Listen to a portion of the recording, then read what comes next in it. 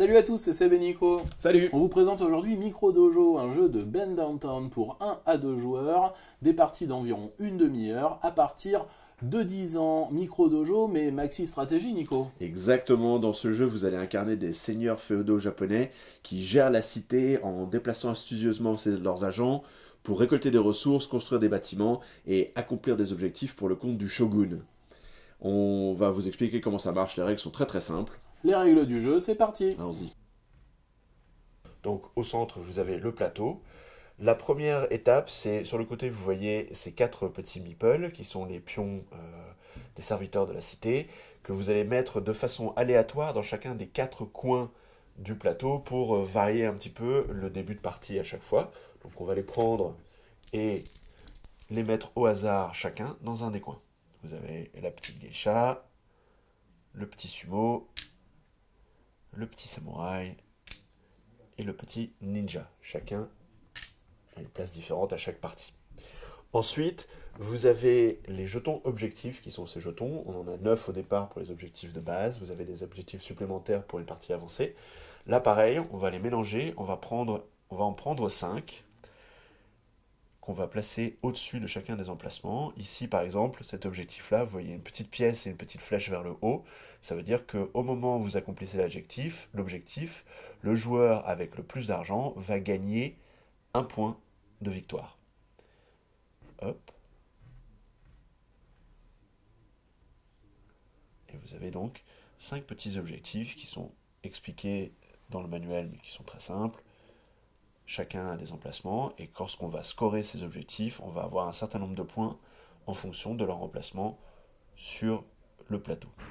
Ensuite, là vous avez les bâtiments, et de la même manière, on va en choisir, et je crois qu'il y a 12 bâtiments au départ. De la même manière, on va en choisir un certain nombre au hasard, en l'occurrence 6 bâtiments, qu'on va placer de chaque côté du plateau. Là vous avez donc le courtier, une jolie statue, la maison des gardes, le château, les rizières et la mine d'or. Et donc, vous voyez, vous aurez des bâtiments différents à chaque partie, ce qui va faire des parties un petit peu différentes à chaque fois. Lorsque vous allez construire ces bâtiments, chaque bâtiment a un coût qui est indiqué en bas de la tuile et a de résultats lorsque vous activez ce bâtiment. Vous allez avoir un certain nombre d'avantages, de bénéfices à activer le bâtiment. Ensuite, chaque joueur va choisir une couleur de départ. On a un bleu et un vert. Un joueur va devenir le joueur bleu et un autre joueur le joueur vert. On va choisir au hasard le joueur de départ. On va dire par exemple que cette fois-ci c'est le bleu qui va commencer à jouer. Et du coup, on a ce dernier petit jeton qui est le jeton d'influence qu'on va donner au joueur vert, qui va permettre de compenser pour le joueur vert l'avantage qu'a le joueur bleu de jouer en premier. Pour gagner la partie, c'est très très simple. Il n'y a que 2 façons de le faire. Soit tous les objectifs vont être accomplis. On a là 5 objectifs et je vais vous expliquer comment les accomplir. Donc dès qu'il n'y a plus d'objectifs, on va vérifier quel est le score. Et l'autre manière, c'est si le score, l'un des joueurs arrive à 7, même sans accomplir tous les objectifs, parce qu'il y a d'autres moyens de gagner des points, à ce moment-là, dès que le score arrive à 7, c'est le joueur qui est à 7 qui a gagné. Pour marquer le score, vous allez voir, on va utiliser ces 2 petits marqueurs qui vont donc se positionner sur ces cases pour indiquer le score. Passons à la partie. Les règles sont très simples, chaque tour se déroule en 2 étapes. La première étape, c'est le joueur dont c'est le tour, donc là on va dire que c'est le joueur bleu, va déplacer un des pions disponibles sur un espace vide adjacent. Par exemple, on va prendre le ninja et aller sur cette case. Une fois que j'ai fait mon déplacement, je prends mon marqueur daimyo et je le mets sur le pion que je viens de bouger. Ce qui va signifier qu'au prochain tour, un autre joueur ne pourra pas utiliser ce pion, car je vais l'enlever au début de mon tour, mais pas avant. Donc on ne peut pas utiliser 2 fois de suite le même pion. Chaque joueur va marquer le dernier pion qu'il a utilisé, et le joueur suivant, et lui-même d'ailleurs, ne pourront pas utiliser le même marqueur, le même pion. Une fois par partie, c'est le rôle de ce jeton d'influence.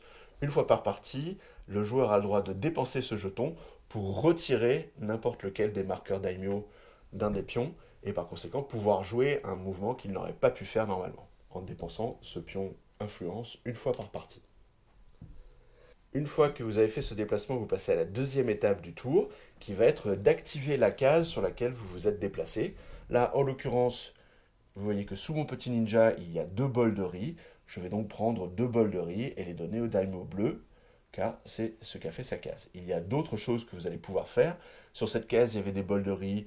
Il y a d'autres cases sur lesquelles il y a des petites pièces d'or. Donc de la même manière, elles vont vous permettre de gagner des ressources. Mais vous avez aussi des cases avec un A qui vont vous permettre d'activer des actions. Et ça, je vais vous expliquer ce que font les actions. Ou vous avez certaines cases où il y a un petit immeuble, ce qui va vous permettre de prendre un bâtiment en payant le coût indiqué au bas de la case. Lorsque vous utilisez l'action, donc la case avec le symbole A, vous avez plusieurs options. D'une part, vous pouvez déclencher un objectif. On va vérifier les conditions de victoire de cet objectif, l'objectif le plus à gauche lorsqu'on déclenche l'action. Donc au moment où je déclenche l'action, le joueur qui a le plus de pièces d'or va gagner cet objectif et donc gagner un point de victoire, puisque celui-ci vaut 1, et donc on va placer le marqueur de la couleur correspondante sur le score que le joueur vient de marquer. Une autre option qu'on peut avoir, c'est si on a construit des bâtiments, donc on a pris par exemple un bâtiment, certaines actions vont permettre d'activer le bâtiment. Là en l'occurrence, si j'active ce bâtiment, je gagne 2 pièces d'or grâce au courtier. Une autre option, c'est si j'ai de l'or et pas assez de riz, ou beaucoup de riz et pas assez d'or, je peux échanger mes ressources à 2 contre 1. Donc j'aurais pu échanger ces 2 bols de riz contre 1 pièce d'or.